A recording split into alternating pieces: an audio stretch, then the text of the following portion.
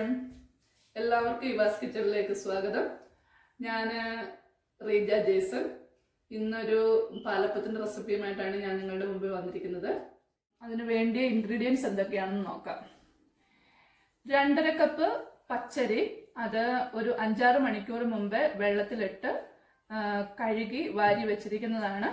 ഒരു 2.5 കപ്പ്, അതായത് 240 ml കൊള്ളുന്ന കപ്പാണ് എൻ്റേത്.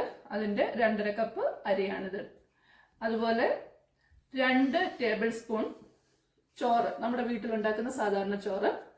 അതുപോലെ ഇത് നമ്മുടെ ഈസ്റ്റ്, 1 ടീസ്പൂൺ ഈസ്റ്റ്, 1 ടീസ്പൂൺ പഞ്ചസാരയും ചൂടുവെള്ളത്തിലും കൂടെ നന്നായിട്ട് മിക്സ് ചെയ്തിട്ട്, ഇതേ കണ്ടോ, നന്നായിട്ട് മിക്സ് ചെയ്ത് വെച്ചിരിക്കുന്നതാണ്. അതുപോലെ 1 കപ്പ് തേങ്ങ. ഇത് ഇവിടെ നമുക്ക് ഫ്രഷ് ആയിട്ടുള്ള തേങ്ങയൊന്നും കിട്ടത്തില്ല. ഇത് ഫ്രോസൺ ആണ്.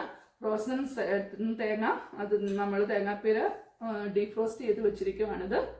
അതുപോലെ തന്നെ 1 കപ്പ് കോക്കനട്ട് മിൽക്ക്. അന്നേരം ഇത് പിന്നെ ടിൻ മിൽക്കാണ്. അത് നല്ല കട്ടിയുള്ള മിൽക്കാണ്, നിങ്ങൾക്ക് കണ്ടാൽ അറിയാം. നല്ല കട്ടിയുള്ള മിൽക്കാണ്. ഞാൻ ഈ അരിക്കകത്ത് വെള്ളം ചേർക്കാറില്ല.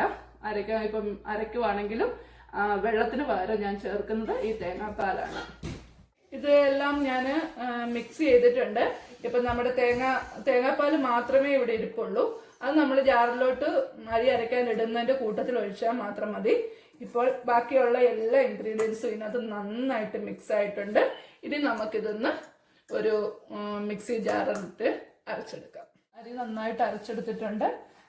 കുറച്ച് അരി കൂടുതലുണ്ടായതുകൊണ്ട് ഞാൻ 2 പ്രാവശ്യമായിട്ടാണ് അരച്ചത്. ഇനി നമുക്ക് ഇത് രണ്ടും കൂടി നന്നായിട്ട് മിക്സ് ചെയ്യാം. ഇനി നമുക്ക് ഇത് നല്ലൊരു അടപ്പ് കൊണ്ട് അടച്ച് നമുക്കിനി ഇത് ഫെർമെൻ്റ് ആവാൻ വേണ്ടി വെക്കാം.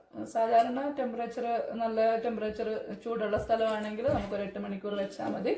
ഇപ്പോൾ ഞങ്ങൾക്ക് ഇവിടെയാണെങ്കിൽ പിന്നെ തണുപ്പ് രാജ്യങ്ങളിലൊക്കെ ആണെങ്കിൽ ഇത് ഒരു നമ്മളുടെ ഓവൻ്റെ അകത്ത് ലൈറ്റ് ഓൺ ചെയ്ത് വെച്ചിട്ട് അവിടെ വെക്കുക.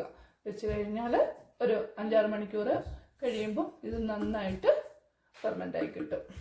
ഇത് നമ്മൾ 6-7 മണിക്കൂർ നമ്മൾ ഓവൻ്റെ അകത്ത് ലൈറ്റ് ഇട്ട് വെച്ചിരുന്ന മാവാണ്. ഇതേ കണ്ടോ, നന്നായി പൊളിച്ച് പൊങ്ങിയിട്ടുണ്ട്. ഇനിയും അതൊന്ന് മിക്സ് ചെയ്യാം.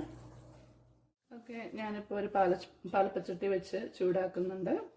ഇനി നമുക്ക് നമ്മളുടെ പാലപ്പം എങ്ങനെ വരുമെന്ന് നോക്കാം.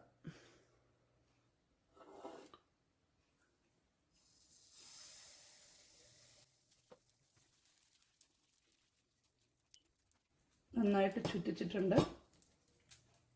ഇനിയും അത് നമുക്കൊന്ന് അടച്ചു വെക്കാം. നമ്മുടെ അപ്പം എങ്ങനെയുണ്ടെന്ന് നോക്കാം. അപ്പം നല്ല സോഫ്റ്റ് ആയിട്ട് വന്നിട്ടുണ്ട്. നമുക്കിനി അതൊരു പാത്രത്തിലേക്ക് മാറ്റാം.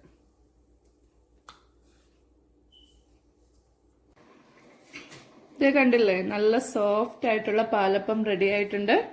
ഇത് നല്ല സോഫ്റ്റാണ്. അതിൻ്റെ സൈഡൊക്കെ കണ്ടോ, നല്ല ക്രിസ്പി ആയിട്ട് വന്നിട്ടുണ്ട്. ഇത് വളരെ ടേസ്റ്റിയുമാണ്. ഇതെല്ലാവരും ഒന്ന് ട്രൈ ചെയ്ത് നോക്കണം. ഇഷ്ടപ്പെട്ടെങ്കിൽ നിങ്ങൾ ലൈക്ക് ചെയ്യണം, ഷെയർ ചെയ്യണം, സബ്സ്ക്രൈബ് ചെയ്യണം. Thank you.